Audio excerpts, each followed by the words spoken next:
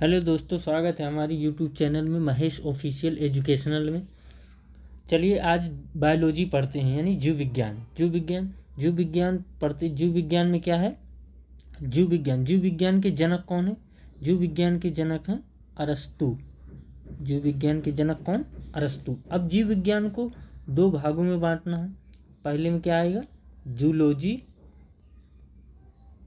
दूसरे में बॉटनी। पहले में जूलॉजी, दूसरे में बॉटनी।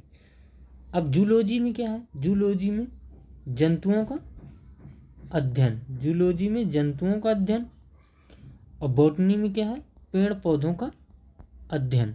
बॉटनी में पेड़ पौधों का अध्ययन। पेड़ पौधों का अध्ययन। ठीक। अब क्या जूलॉजी के जनक कौन? जूलॉजी के जनक तो आपको पता ही है कि कौन है? अरस्तु।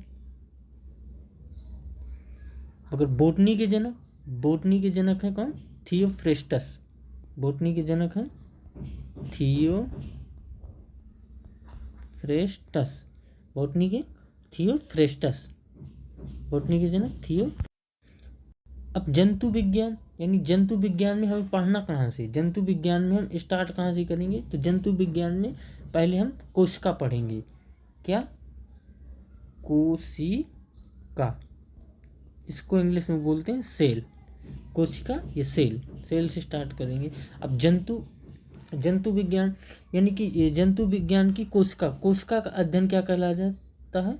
साइटोलॉजी। कोशिका का अध्ययन क्या कहलाता है? साइटोलॉजी। कोशिका की खोज किसने की थी? कोशिका की खोज सबसे पहले किसने की थी? कोशिका की खोज सबसे पहले रॉबर्ट हुक। कोशिका की खोज किसने की थी? रॉबर्ट हुक ने। कोशिका की खोज किसने की थी? रॉबर्ट हुक ने। फिर जीवित कोशिका की खोज किसने की थी? ये लिखा है ना, जीवित कोशिका। जीवित कोशिका की खोज की थी एंटोनी वान ल्यूवेनहॉक। एंटोनी वान ल्यूवेनहॉक ने की थी। फिर सिद्धांत किसने दिया था? कोशिका सिद्धांत। फिर जब खोजने के बाद में भैया उन्होंने कहा कि इसका करना क्या है, तब आए थे दो भाई स्लाइडेन एवं स्वान। तो इन्होंने उसका सिद्धांत दिया था। क्या किया था? सिद्धांत दिया था। किसका? कोशिका सिद्धांत। कोशिका सिद्धांत दिया था। क्या किया? कोशिका सिद्धांत दिया। फिर अब कहा गया कि बताया कि सबसे बड़ी कोशिका किसकी होती है? सबसे बड़ी कोशिका किसकी होती है? शुतुरमुर्ग के अंडे की। सबसे बड़ी कोशिका किसकी है? शुतुरमुर्ग के अंडे की। फिर सबसे छोटी कोशिका क्या होती है? सबसे छोटी कोशिका होती है माइकोप्लाज्मा। सबसे छोटी कोशिका होती है माइकोप्लाज्मा। सबसे छोटी कोशिका माइकोप्लाज्मा। अब ये तो ओवरऑल हो गई। अब कहा कि मानव बताइए, तो मानव में सबसे बड़ी कौन सी है? मानव में सबसे बड़ी कौन सी होती है? मानव में सबसे बड़ी ओभम। अब ओभम कहाँ होता है? ओभम ये फीमेल में पाया जाता है, यानी कि स्त्री में, फीमेल में पाया जाता है। ये सबसे क्या है? बड़ी है। अब सबसे छोटी, मानव में सबसे छोटी कौन सी है? मानव में सबसे छोटी होती स्पर्म। स्पर्म कहाँ होता है? मेल में। स्पर्म मेल में होता है। अब कहा कि सबसे लंबी कोशिका क्या है? अब बताया कि सबसे लंबी कोशिका क्या है? तो सबसे लंबी कोशिका न्यूरॉन होती है। सबसे लंबी न्यूरॉन होती है। ये कहाँ पाई जाती है? ब्रेन में, यानी मस्तिष्क में। कहाँ पाई जाती है? ब्रेन या मस्तिष्क में पाई जाती है। कोशिका में पुनर्निर्माण की क्षमता सबसे अधिक किस में होती है? कोशिका में पुनर्निर्माण की क्षमता, यानी पुनर्निर्माण की क्षमता कोशिका में क्या है? पुनर्निर्माण की क्षमता। तो कह रहा है कि सबसे अधिक होती है। किस में होती है? सबसे अधिक पूछ सकता है और सबसे कम भी पूछ सकता है।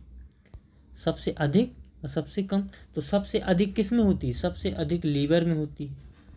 आपने देखा होगा भी फिल्मों में कि वो चाकू मार देता है फिर भी सही हो जाता है। तो क्यों? लीवर में होता है। तो लीवर में मतलब सबसे अधिक पुनर्निर्माण, मतलब दोबारा तुरंत कवर कर ले सकता है। लेकिन सबसे कम अगर सबसे कम बोल दे तो सबसे कम कहाँ होती है, मस्तिष्क में होती है, मस्तिष्क में।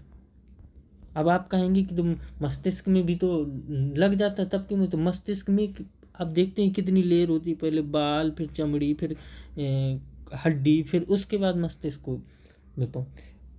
तो इतना आपको समझ में आया। अब इसके आगे देखते हैं कि कोशिका झिल्ली, कोशिका इसी का एक पार्ट है कोशिका झिल्ली। आपको हम बताते हैं अभी चित्र बना के कोशिका झिल्ली। ये क्या है, ये मानो ये कोशिका है, और ये बाहर बाहर जो ये दिख रही है आपको, ये क्या है, ये कोशिका झिल्ली है।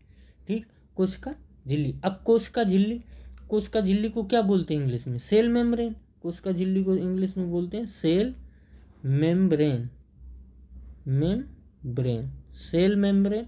ये जब कोशिका झिल्ली बनी किसकी होती है, प्रोटीन की बनी होती है। कोशिका झिल्ली प्रोटीन की बनी होती है। क्वेश्चन ये भी पूछता है कोशिका झिल्ली किसकी बनी होती है, प्रोटीन की बनी होती है। कोशिका झिल्ली प्रोटीन की बनी होती है। ठीक है, अब देखते हैं क्या है कोशिका भित्ति। अब क्या है कोशिका भित्ति, कोशिका भित्ति क्या है, कोशिका भित्ति। कोशिका भित्ति किसकी बनी होती है, कोशिका भित्ति सेलुलोज की बनी होती है। क्वेश्चन हमेशा पूछता है कि कोशिका भित्ति किसकी बनी होती है, कोशिका भित्ति सेलुलोज की बनी होती है। जैसे कपड़ा, नोट जो आप चलाते हैं, और कागज, ये सब क्या हैं, सेलुलोज के बने होते हैं। सब किसके, सेलुलोज के बने होते हैं। कोशिका भित्ति ओनली, कोशिका भित्ति ओनली किस में पाई जाती है, कोशिका भित्ति केवल पादप में पाई जाती है। पादप मतलब पेड़ पौधों में कोशिका भित्ति पाई जाती है। और ये सुरक्षा, मतलब ये अपनी सुरक्षा, यानी सुरक्षा और आकार, सुरक्षा आकार दोनों प्रदान करता है, सुरक्षा आकार दोनों प्रदान करता है। अब क्या है माइटोकॉन्ड्रिया। अब इसी का एक भाग है, एक सेल का एक भाग है माइटोकॉन्ड्रिया। अब माइटोकॉन्ड्रिया की खोज किसने की थी, अल्टमैन ने। माइटोकॉन्ड्रिया की खोज की थी अल्टमैन ने। और इन्होंने एक इसमें श्वसन चक्र, श्वसन और क्रेफ्ट चक्र होता है, श्वसन क्रेफ्ट चक्र,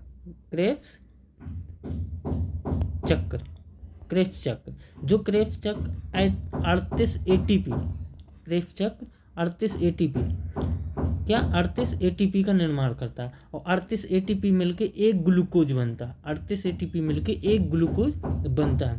अब कभी कभी ये भी पूछ लेता है इसकी आंतरिक दीवार किसको कहते हैं। क्वेश्चन पूछा हुआ है कि माइटोकॉन्ड्रिया की आंतरिक दीवार किसको कहते हैं। माइटोकॉन्ड्रिया की आंतरिक दीवार क्रिस्टी को कहते हैं। माइटोकॉन्ड्रिया की आंतरिक दीवार किसको बोलते हैं, क्रिस्टी को बोलते हैं। ठीक है, अब जब हम आपको माइटोकॉन्ड्रिया पढ़ाएंगे तब आपको इसके बारे में पूरी फुल डिटेल देंगे। ठीक है, अब अगर आपको वीडियो अच्छी लगी हो तो हमारे चैनल को प्लीज़ लाइक करें, सब्सक्राइब करें और दोस्तों के साथ में शेयर भी करें। धन्यवाद।